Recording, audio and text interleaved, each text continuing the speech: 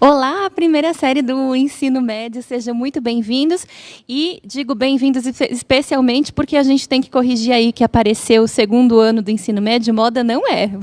Vocês estão corretos, é primeiro ano do ensino médio, é aula de filosofia. A gente está aqui com o nosso brilhante professor Marconi. Boa tarde, Fê. Hoje a gente vai conversar sobre formas de governo.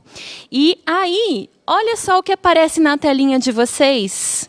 Vejam se vocês sabem quem foi esta poderosa monarca. A figura que aparece aí, tenho certeza que vocês sabem que é a rainha Elizabeth, que governou a Inglaterra, não a segunda, a primeira, né, que governou a Inglaterra no século, praticamente todo o século XVI, e ela era da Casa Tudor, e era conhecida como a Rainha Virgem, né?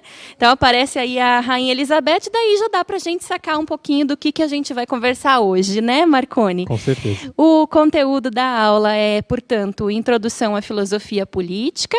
A habilidade é a de construir argumentos que expressem reflexão crítica sobre o conceito de Estado e, então, lembrando anteriormente, nas aulas anteriores, a gente já conversou um pouquinho sobre Estado, sobre filosofia política, vimos alguns conceitos introdutórios aí da filosofia política. E aí, a gente vai começar, então, a nossa conversa hoje com uma questão, que, na verdade, é uma problematização, que já vem colocada aqui para a gente debater um pouquinho e que está na tela para vocês. A questão diz assim: as formas de governo se diferenciam de acordo com os princípios que as orientam e, de modo especial, com como o poder soberano é distribuído. Em sua visão, qual é a melhor forma de governo? Mas, gente, não é só escrever aí no chat, a melhor forma de governo, na minha opinião, é tal. Vamos tentar fazer um exercício de argumentação coerente, embasada, sólida, né? Para a gente ter qualidade no nosso debate. Quanto tempo, Marconi? 2 minutinhos. 2 minutinhos? Então, vamos lá, a gente já se encontra.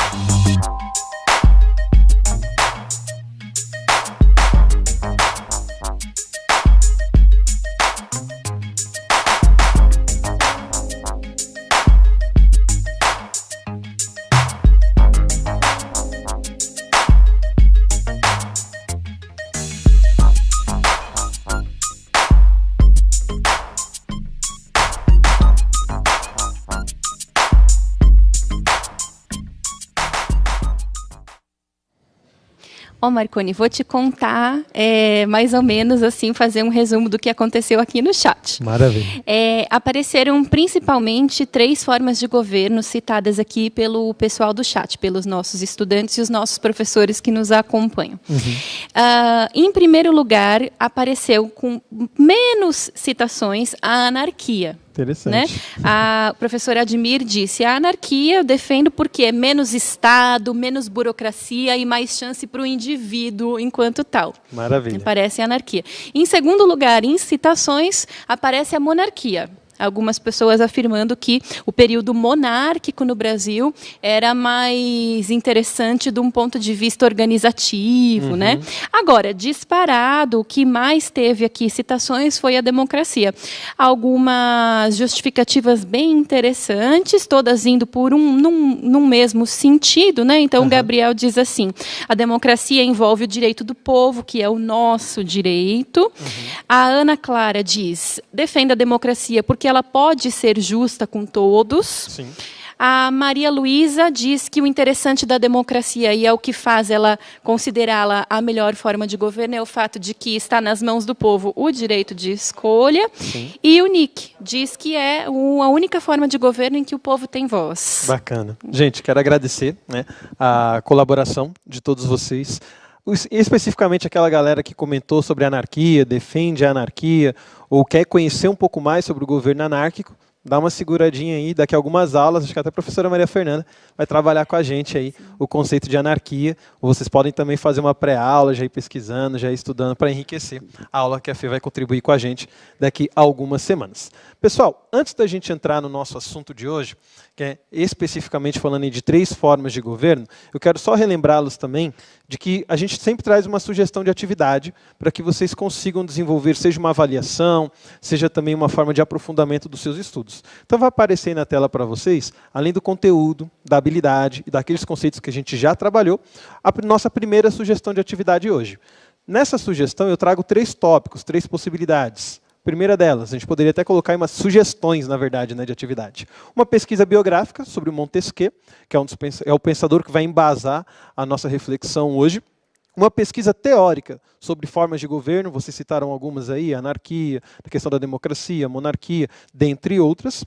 Também uma pesquisa sobre o funcionamento dos 3 poderes e também uma resenha sobre a obra O Espírito das Leis, do Montesquieu, que é a obra que também vai fundamentar aqui a nossa reflexão. Fê, introduz para a gente aí quem foi Montesquieu. Montesquieu, vamos colocar aí na tela para o pessoal. Aparece ali o nome dele, nome de batismo, né, Marconi? Charles Louis de Secondat, né, conhecido como Barão de La Brède e Montesquieu. Ele nasce, portanto, nesse distrito pequeno lá na França, que é o distrito de Brède, né? Em 1689, ele morre na capital francesa.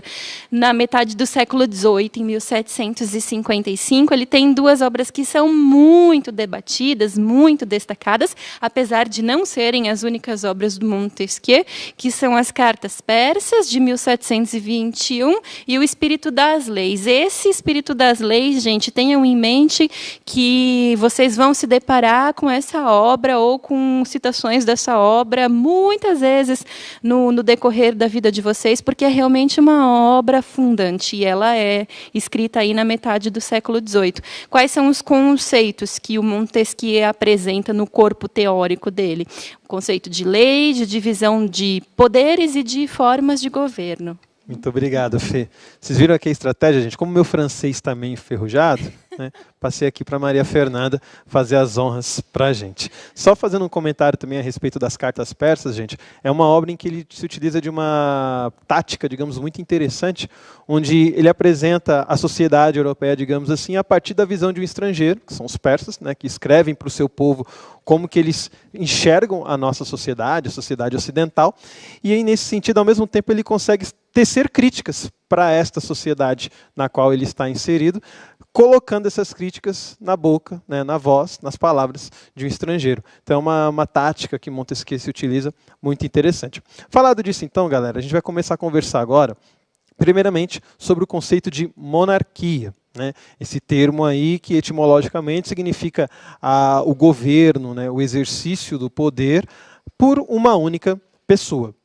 Na visão de Montesquieu, na monarquia a gente tem um governo soberano, então, que é exercido de uma maneira única, né, por uma única pessoa. Então não há distribuição do governo para outras pessoas. Esse poder ele não é distribuído, ele não é diluído em outras instâncias, fica concentrado na mão do monarca. Lembrando aqui, gente, que nós estamos falando de uma questão introdutória, panorâmica. A gente poderia se aprofundar muito na questão da hereditariedade, por exemplo, da tradição e de tantos outros elementos que fazem parte da ideia, do conceito de monarquia. Um segundo ponto que é muito importante a gente destacar no conceito de monarquia é que, apesar de haver um rei e esse rei ser o soberano, ele também está submetido, ele também está submisso à existência das leis e à obediência dessas leis. Inclusive, desobedecer à lei coloca em risco a própria legitimidade, muitas vezes, desse monarca. Por isso que esse é o grande ponto que vai diferenciar o monarca do déspota, que a gente vai falar mais à frente. Então, há uma lei, e essa lei rege o monarca. Atualmente, a gente tem, por exemplo, no nosso mundo, a existência das monarquias constitucionais, onde o monarca, inclusive, ele deixa de exercer algumas funções do poder soberano. Né? Na filosofia política, dentro da sociologia, a gente costuma falar das funções de chefe de Estado e chefe de governo, onde um tem a função de comando, de mando, de governo, e outro tem uma função mais representativa, né, representando a figura do Estado. Então, numa monarquia constitucional, isso se dilui. Então, você tem, por exemplo, na Inglaterra, que é um dos exemplos que a gente mais cita, a existência de um primeiro-ministro, de um parlamento, que é quem governa, de fato, o país, embora haja algumas atribuições e até alguns poderes ainda atribuídos, ainda nas mãos da monarca, nesse exemplo que eu dou para vocês. E todo governo, toda forma de governo, melhor dizendo, ela tem um princípio, né? Um sentimento, uma atitude, alguma coisa, digamos assim, que deve orientar, que deve nortear a condução daquela forma de governo. No caso específico da monarquia, o que deve conduzir essa forma de governo é a honra. E aqui, quando a gente coloca o termo honra, gente, nós não estamos falando simplesmente do monarca ser uma pessoa honrada. Isso faz parte, né? A desonra, ela leva à falta de credibilidade, à falta de legitimidade. Aqui não legitimidade no sentido legal, mas no sentido até de fazer com que a sua voz, a sua autoridade seja efetivamente exercida. Então essa honra, ela está ligada a uma retidão, aos princípios, às leis, às tradições e também a um governo eficiente. Né? Eu vi que algumas pessoas, a Fernanda trazia para a gente isso, que algumas pessoas defendiam a monarquia, né, no nosso chat agora há pouco, e eu mencionei isso para vocês inclusive na semana anterior, onde você tem alguns monarquistas, até mesmo no Brasil, que trabalham essa questão, por exemplo, de que o monarca ele já é preparado desde a infância para exercer o seu governo. E nesse sentido ele vai sendo formado na sua honra para exercer com retidão e eficiência o governo, diferente de outras formas de governo, como a própria democracia, em outras situações, onde muitas vezes a pessoa que ocupa aquela função não tem o preparo desde a infância, é mais um preparo no sentido de experiências de vida. Óbvio, tem aqueles que têm uma formação.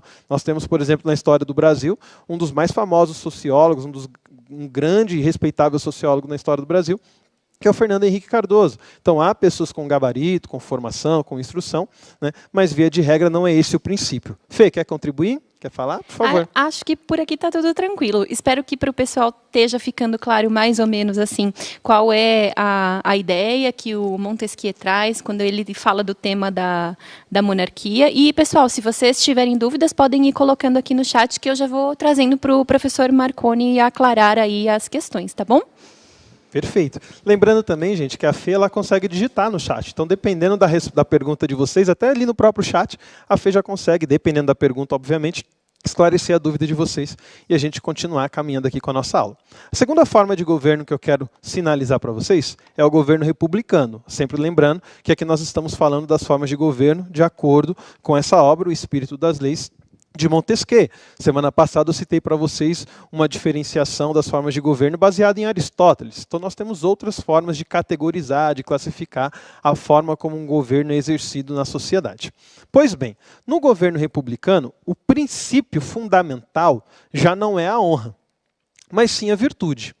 E o que é que se entende por virtude dentro do contexto republicano? O respeito às leis. Então as leis elas são construídas e elas devem ser respeitadas, bem como o respeito ao coletivo. Então, toda vez que uma atitude é tomada, seja de maneira ilegal, vocês podem perceber que muitas vezes nos debates e nos embates políticos, muitas vezes nem se questiona a questão moral, se questiona a questão legal. Olha, é ilegal, é inconstitucional. Né? Ou a gente vê muitas situações que quando a gente olha, a gente pensa, poxa, isso não está certo. E qual que é a defesa que muitas vezes a gente vê o cidadão ou o próprio político dizendo, olha, está na Constituição. Né? A Constituição garante, a Constituição prevê. Então, o respeito à lei é um princípio fundamental dentro da República. Bem como eu disse, o respeito ao coletivo. Ou seja, jamais agir em benefício de si mesmo, mas sempre pensando no bem comum. E isso, obviamente, como princípio, deveria ser aquilo que norteia qualquer ação, qualquer lei, qualquer discurso. A gente sabe que na prática nem sempre isso funciona, e nesse sentido é sempre importante a gente também relembrar, gente, que toda forma de governo tem as suas dificuldades e tem as suas qualidades. Né? A gente viu aí pessoas defendendo a anarquia, democracia, a monarquia, todos eles têm algo a contribuir, e também tem algo a retirar, muitas vezes, quando a gente pensa, por exemplo, nessa questão que eu acabei de citar da monarquia. Eu tenho uma pessoa preparada para exercer o governo, mas eu tenho que contar com o preparo somente daquela pessoa, porque não tem a possibilidade de troca, não tem a possibilidade de uma participação. Lembrando aqui que não estou falando no caso da monarquia constitucional, como a gente tem na Inglaterra, na Espanha e em outros lugares também. Uma outra coisa que é importante a gente relembrar é que quando a gente fala de governo republicano, não necessariamente estamos falando de um governo democrático. Por que é importante citar isso? Por dois motivos. Primeiro, porque no governo republicano, esse poder que na monarquia está na mão de um só, ele pode ser distribuído ou na mão, entre aspas, de todos, né, dos cidadãos, que é o caso da democracia, ou de uma parte da sociedade, a aristocracia. Não sei se vocês se recordam, quando a gente inclusive falava de Aristóteles na semana passada, eu dizia, olha, nós temos as formas puras de governo e as impuras são as degenerações disso. No caso da democracia, a demagogia, no caso da aristocracia, a oligarquia, que é quando as pessoas os governantes deixam de atender o interesse do povo para atender o interesse de um grupo, de uma classe específica. Então esse é o primeiro ponto. República não necessariamente é sinônimo de democracia. Segundo, há, por exemplo, governos que são republicanos, que inclusive se dizem democráticos, mas quando a gente vê o funcionamento das instituições democráticas, o exercício dos poderes, por exemplo, esse exercício ele não se dá de maneira independente, de maneira autônoma, de maneira até mesmo legítima em alguns casos. E aí, nesse sentido, até o nome democrático pode aparecer, como a Fê citou agora há pouco aqui do Montesquieu, no nome de batismo daquele país. Mas a prática, muitas vezes, não se dá de uma maneira em que a gente possa dizer, olha, de fato é democrático, né? De fato é até mesmo republicano, né? Uma vez que a palavra república significa coisa pública. E a gente sabe que muitas vezes há aqueles que se apropriam da coisa pública, né? Alguns historiadores, sociólogos, chamam isso, inclusive, aí, de uma herança que o Brasil tem, que é o patrimonialismo, se utilizar do bem público como se fosse um patrimônio pessoal. E aqui a gente vê, galera, a importância de estudar as formas de governo. Tanto para que a gente tenha um conhecimento, tenha uma capacidade de análise, tenha uma capacidade crítica, até como a gente desenvolva também um olhar treinado diante de tantas informações do turbilhão político que a gente vive no Brasil e no mundo, e tenha a condição de avaliar o que está acontecendo, o que é que está em jogo. Certo, gente? No caso da República, quais são os princípios, quais são aí as virtudes que orientam, então, a aristocracia e a democracia? No caso da democracia, o patriotismo. No caso da aristocracia, a moderação. Certo? Então eu falava para vocês que na monarquia, o princípio é a honra. Na república, o princípio é a virtude. Qual virtude? No caso da democracia, o patriotismo, o amor à pátria, né? No caso da aristocracia, a moderação. Lembrando que acho que é importante a gente trazer isso também, gente. A palavra aristocracia, ela vem de um termo grego, né, aristoi, que significa os virtuosos, inclusive. Então, um governo aristocrático não é necessariamente um governo de uma elite. É um governo onde aqueles que são considerados melhores, mais capazes, né, mais habilidosos, exercem o governo. Óbvio, a gente tem várias formas de entender o que é o mais valioso? O que é mais importante? Numa sociedade que valoriza o dinheiro, por exemplo, o que a gente pode chamar de uma pessoa virtuosa é quem tem muito dinheiro. Se a gente pensa em outras sociedades, e tem muitos filmes que trazem isso para a gente, aquela ideia, por exemplo, de um conselho de anciãos, onde a virtude é a sabedoria, que reside no mais velho. Então é interessante a gente estar atento também aí a essas nuances. Falado disso, vamos problematizar um pouquinho. Vai aparecer na tela para vocês 4 afirmações e vocês devem avaliar qual destas afirmações ou quais dessas afirmações são verdadeiras. A primeira afirmação diz o seguinte: em uma monarquia constitucional, o ocupante do trono é soberano, estando todas as leis submissas a ele. A segunda afirmação diz: os princípios fundamentais da democracia, da aristocracia e da monarquia são, respectivamente, a moderação, a honra e o patriotismo. A terceira afirmação nos diz que nem todo governo republicano é necessariamente um governo democrático. E, por fim, a última afirmação nos traz a informação de que, para Montesquieu, o que legitima uma forma de governo são as leis. Então, quais são as afirmações verdadeiras? 60 segundos, a gente retorna.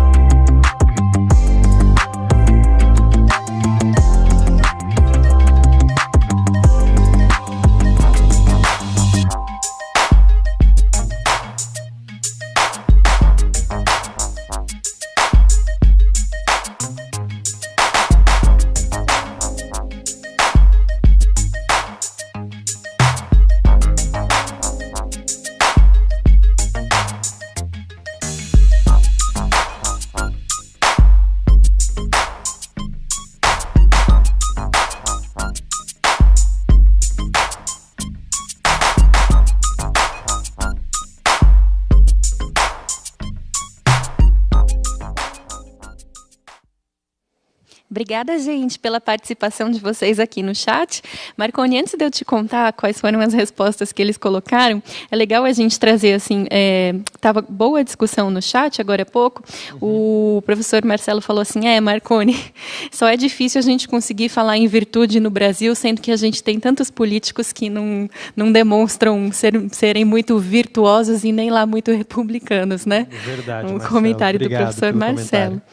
E vamos lá então, Marconi. Olha, eu tive respostas variadas, mas aqui apareceu assim com mais frequência, diz que as frases 3 e 4 são verdadeiras, é isso? Isso mesmo, perfeito. Que bom que vocês conseguiram absorver essas informações. Só relembrando, por que nesse caso então, gente, a primeira afirmação e a segunda não são verdadeiras? A primeira afirmação diz que em uma monarquia constitucional, o ocupante do trono, o soberano, tem todas as suas leis submissas a ele. E a gente falava que não era assim. Na monarquia constitucional, na monarquia, inclusive o que a diferencia do despotismo, é a submissão do rei também às leis.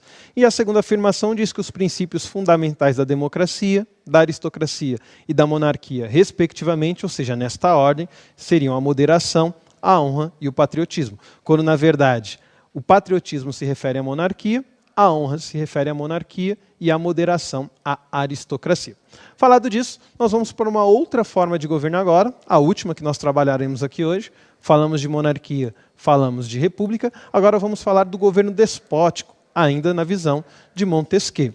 Montesquieu vai dizer o seguinte: da mesma forma que na monarquia, o governo despótico também tem o seu poder soberano exercido por uma única pessoa. Então você tem um déspota. Mas qual que é a grande diferença aqui? Neste caso, o governo ele não é regido pela vontade, ele não é regido pela lei, ele é regido pela vontade do déspota. Ou seja, o tirano, digamos assim, ele faz o que ele quer. Né? Inclusive, qual que é a artimanha que muitas vezes nós enxergamos nos tempos atuais de alguns déspotas, se a gente assim pode dizer, que tentam passar uma imagem de um governo democrático. Transformam a sua vontade em lei. Então, não, mas está previsto na lei. Mas por que está previsto na lei? Porque ele fez a lei. E aí a lei atende aos seus interesses. Se é ilegal fazer o que eu quero, eu transformo o que eu quero numa lei e pronto, agora é legal. Né? Então, o déspota ele não é regido pelo governo, ele não é regido por uma lei, ele não é regido por algo que é externo a ele. Ele é regido pela sua própria vontade, pelo seu querer. E qual que é o princípio fundamental do despotismo? O medo. Se na monarquia o princípio é a honra e na república o princípio é a virtude, no despotismo o princípio fundamental é o medo, a violência, a antipolítica. E o déspota só consegue se manter no poder porque ele causa medo nos seus adversários, porque ele causa medo naqueles que poderiam fazer uma oposição a ele. E aqui nesse sentido vale até a pena a gente ressuscitar Maquiavel, né? Em um dos seus textos maravilhosos lá da obra O Príncipe, ele traz essa questão, né? Que é melhor ser temido ou é melhor ser amado? Né? E aí Maquiavel dizia, olha, seja amado o quanto for possível, mas quando for necessário, se você tiver que escolher entre ser temido e ser amado, seja temido. Porque ele dizia, quem te ama tem condições de te trair, tem coragem de te trair. Quem tem medo de você não. Então o despotismo se vale desta ideia e imprime medo nos outros, na população, nos seus adversários, na oposição, enfim. Por isso que a gente pode até dizer que o despotismo, embora a gente esteja aqui falando de filosofia política, de princípios políticos, o despotismo ele é uma antipolítica. Porque vale a pena a gente lembrar que o termo polis está totalmente atrelado à ideia de diálogo. Né? Nós conversamos sobre a questão da importância do discurso, do debate, da discussão política. Né? Então, discutir é político. E daqui eu não falo discutir no sentido de brigar, mas de debater ideias, de averiguar, de apreciar ideias. E aí, nesse sentido, a gente pode dizer, então, que o despotismo ele é antipolítica, né? Porque ele se vale da violência para que não haja discussão. Nesse sentido, como a gente pode evitar um governo despótico? Como a gente pode fazer enfrentamento ao despotismo? Primeiramente, só o poder, gente, tem capacidade de frear o poder. O poder não é freado pela boa vontade, pelo senso de coletivismo. Não, só o poder freia o poder.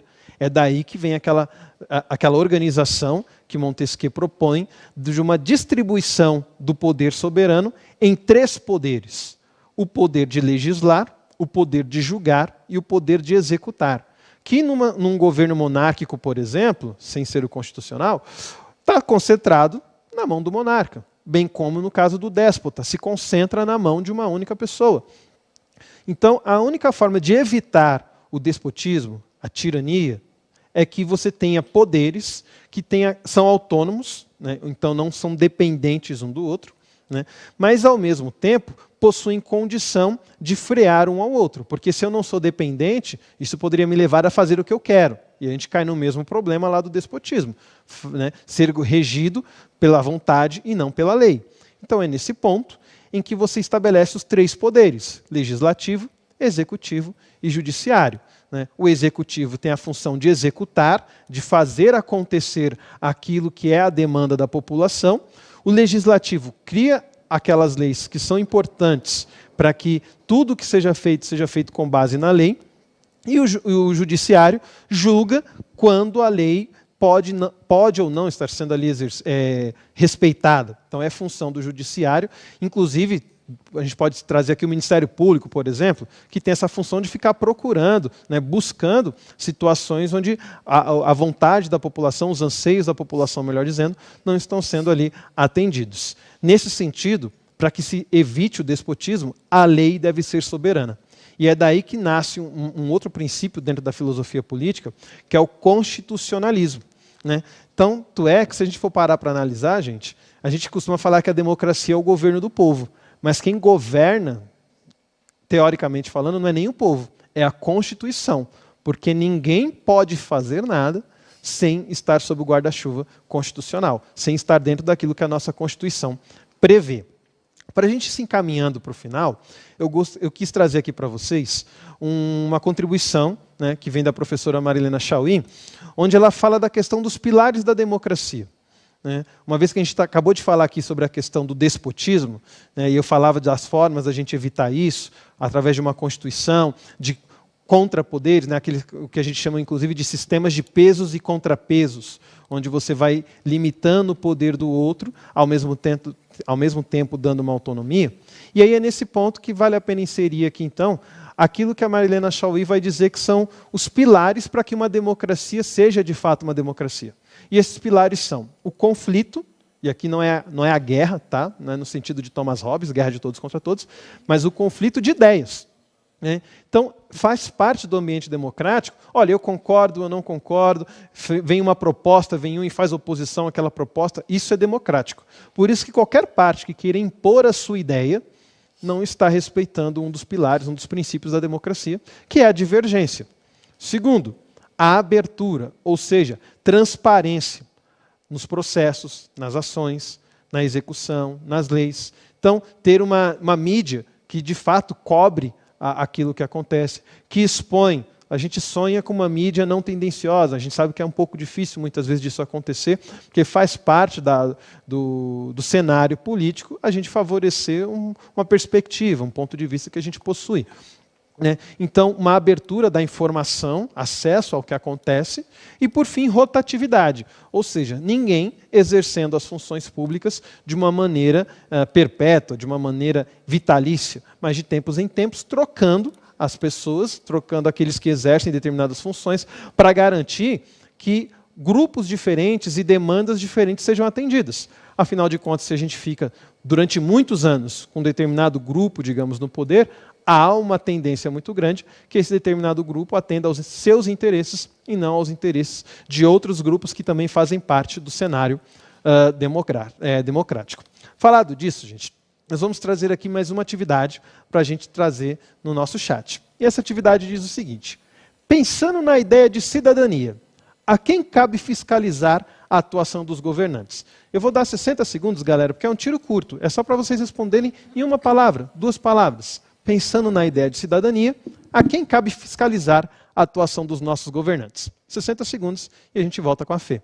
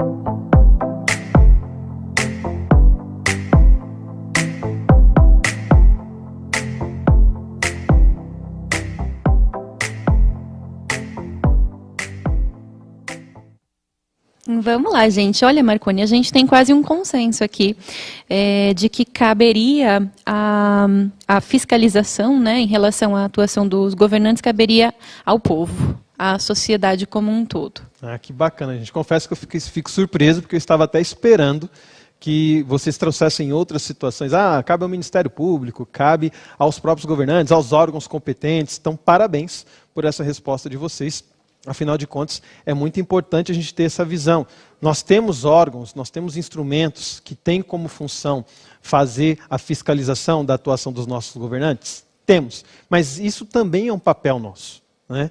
Há uns tempos atrás, aqui em São Paulo, teve uma iniciativa de uma rádio muito interessante, onde eles lançaram uma campanha que se chamava Adote um Vereador.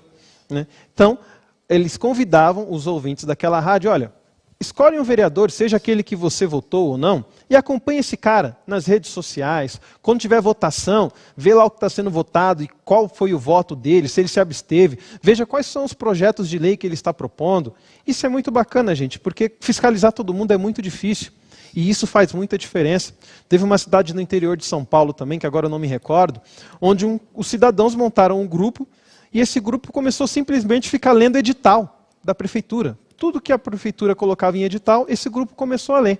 E eles começaram a perceber que, olha, vocês estão comprando um determinado produto e esse produto está muito caro.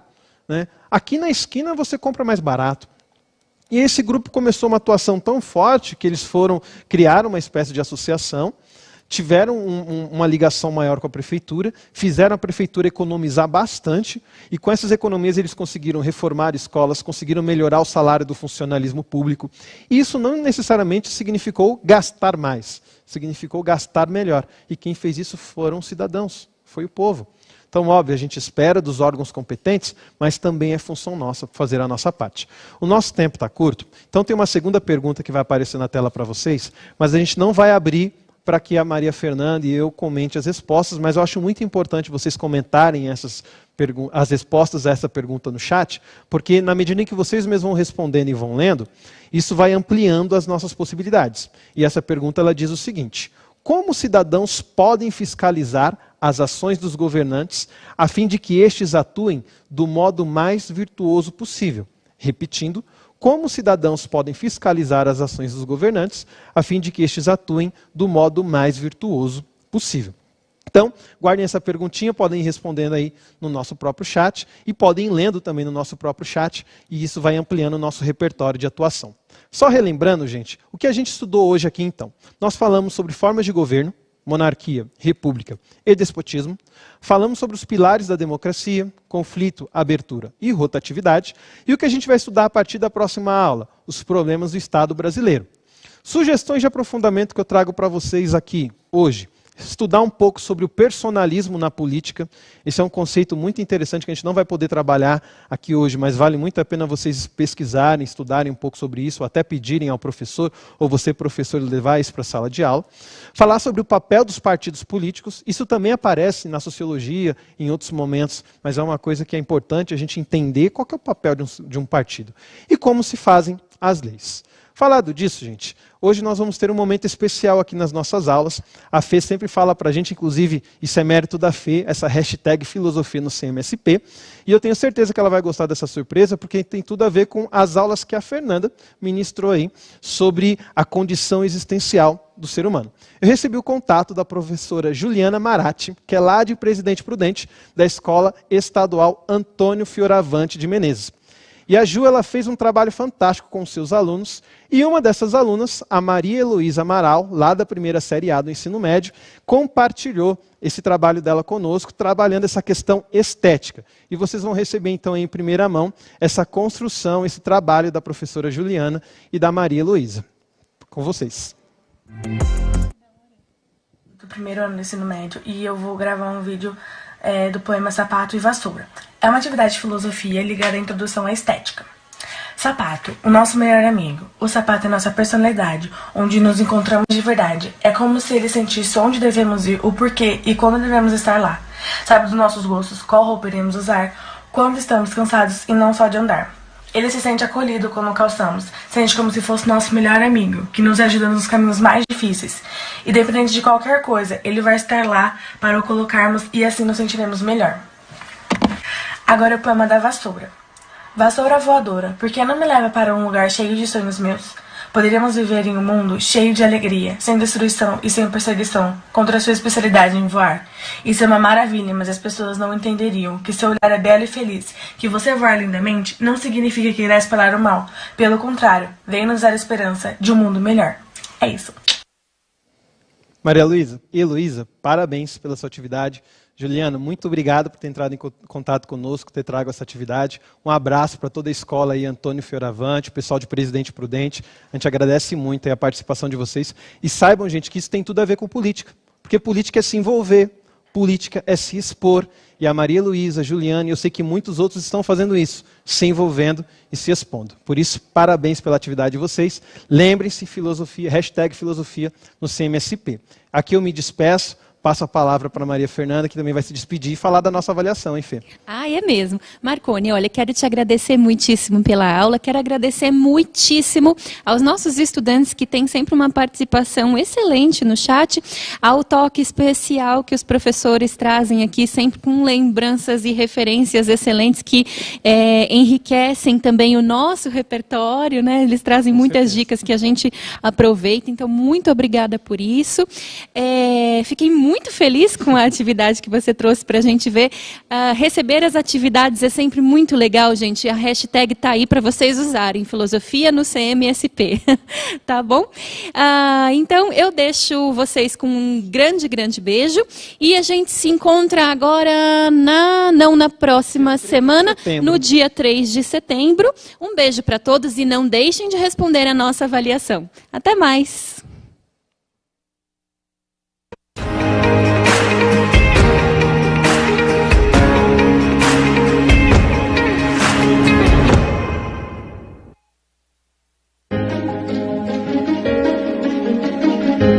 A escola pode estar distante, mas as aulas não. Por isso, o governo de São Paulo criou um aplicativo online de aulas com chats para todos os estudantes da rede pública de ensino durante a quarentena. O acesso à internet é gratuito e você ainda pode assistir às aulas ao vivo nos canais digitais da TV Cultura. Baixe o aplicativo e estude.